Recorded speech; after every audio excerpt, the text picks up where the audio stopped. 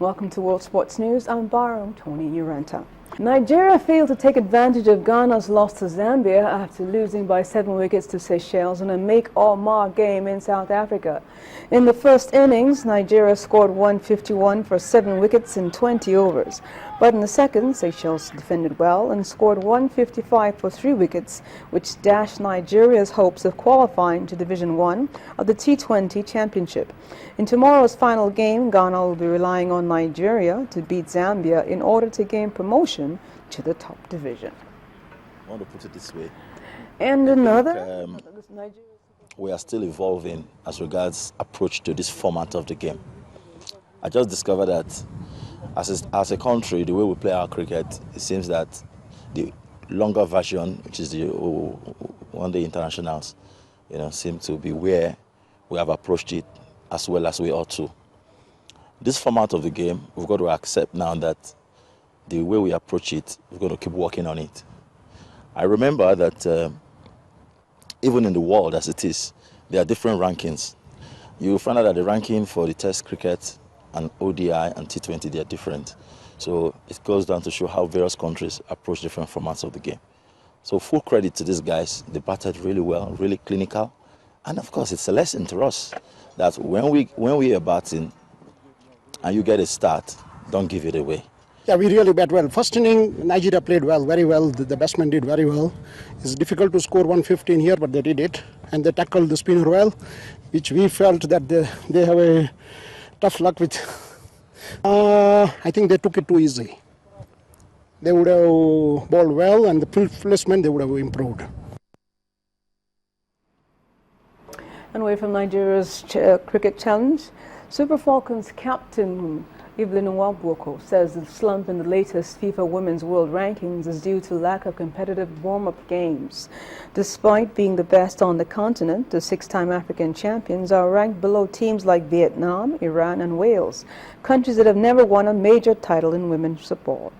Nwabwoko urged the Nigeria Football Federation to do more in encouraging women football so as to measure up with international standards as the team prepares for the African Women's Championship. Nigeria have been drawn in Group A alongside the hosts Namibia, Zambia, and Cote d'Ivoire. And elsewhere, Portugal have now appointed Fernando Santos as new national team coach following Paulo Bento's departure. The 59-year-old takes over from Bento, who stepped down after a disastrous start to Euro 2016 qualifying. Santos' managerial career includes spells in charge of Sporting Lisbon, Benfica, and Porto, while also lifting the Greek Cup with Athens. He guided Greece to the 2014 World Cup knockout stages, losing out on penalties to Costa Rica. He will be presented to the Portuguese media tomorrow. And in the Capital Cup 1 Cup third-round matches played in England tonight, Arsenal became the biggest casualty, losing 1-2 to Southampton at the Emirates Stadium. Cardiff also lost 0-3 to Bournemouth. Derby County defeated Reading by 2 goals, while Leyton Orient lost 1-0 to Sheffield United. Elsewhere, MK Dons beat Bradford 2-0 to progress to the next round. Shrewsbury Town lost 1-0 to Norwich City, while Stoke City stunned Sunderland 2-1 at the Stadium of Lights. Gary and Monk Swansea were ruthless, defeating Everton 3-0 to book a place in the 4th round. Fulham also progressed with a 2-1 victory over Doncaster Rovers. And finally, the owner of National Football League's Baltimore Ravens has apologized for not demanding the graphic video of former star running back Ray Rice striking his then fiancée. Mr. Stephen Bisciotti offered the mea culpa, a news conference the team had called in response to address an investigative story that alleged the team had advocated for lenient punishment for Rice, whilst they knew about the contents of the video earlier on. Our integrity has been brought into question. I mean, it seems to me last week I was here and our competence was being brought into question. And from that article, it was obvious that now our integrity and our character were. So we answered the questions based on the facts that we had. There is no excuse for me to have not demanded that video, except I wasn't concerned or interested enough to demand it. Never crossed my mind. And that's it on Sports News tonight. Ijoma will be back in a wrap. I'm Byron Tony Durant.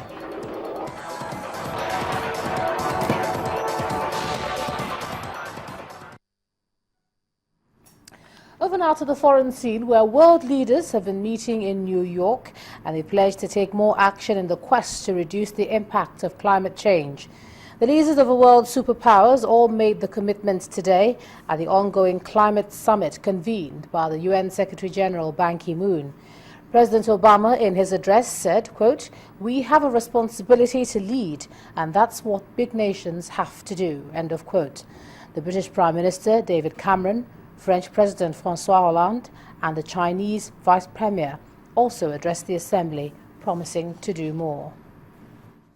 5 years ago, I pledged America would reduce our carbon emissions in the range of 17% below 2005 levels by the year 2020. America will meet that target. And by early next year, we will put forward our next emission target, reflecting our confidence in the ability of our technological entrepreneurs and scientific innovators to lead the way. I'll be pushing European Union leaders to come to Paris with an offer to cut emissions by at least 40% by 2030. We need to capitalize on the Green Fund. The Green Fund will allow us to finance all the necessary investments.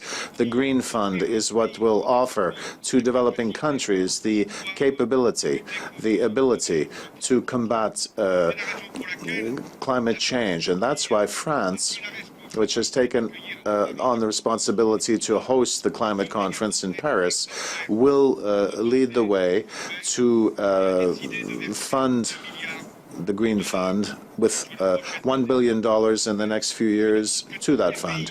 And we would ask all countries to make the same effort in the next few months.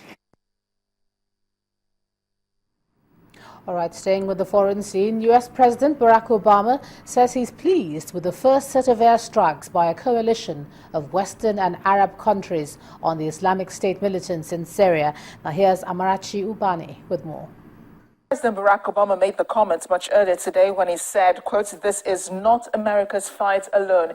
He confirmed that Saudi Arabia, the United Arab Emirates, Jordan, Bahrain and Qatar had taken part in or supported the strikes. And so far, the United States has carried out nearly 200 strikes in Iraq, but this is a first in Syria. Meanwhile, at the UN headquarters today, leaders from as many as 120 countries gathered for a summit on climate change aimed at encouraging member states to sign up to a comprehensive new global climate agreement when they meet again in Paris next year. President Barack Obama, in his speech to the gathering, warned that failure to act on climate change is a betrayal of future generations. However, Secretary General Mr. Ban Ki-moon wants leaders to make commitments towards cutting carbon and offering finance for those most affected. The World Health Organization has warned urgent and effective action against the Ebola virus disease, as 70% of those infected in West Africa have died. According to U.S. estimates, the worst scenario cases in two nations could reach 1.4 million by January. About 2,800 deaths have been recorded so far, mainly in Guinea, Liberia, and in Sierra Leone from the virus. Those were today's major stories. It's back to you, Joma. Thanks a lot, Amarachi. And the main news again. The House of Representatives divided over whether the executive should be summoned to explain the $9.3 million arms deal. The money was found in an aircraft impounded in South Africa. The Nigerian military have denied the statement that the Chibok girls have been freed. It accused the BBC and two online media of using misleading reports. And US and allies have launched first strikes against ISIS. President Obama has said that the fight is not America's alone. And that's the news at 10 tonight. Thanks a lot for staying with us. Focus on Africa is up next, and Ijoma Honyato. Good night.